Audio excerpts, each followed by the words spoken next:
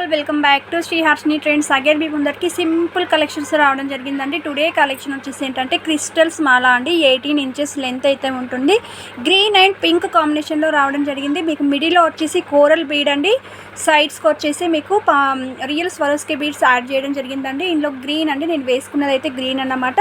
So pink అయితే తీసుకోనండి, చూడొచ్చు ఎంత బ్యూటిఫుల్గా ఉంటుందంటే సింపుల్ అండి.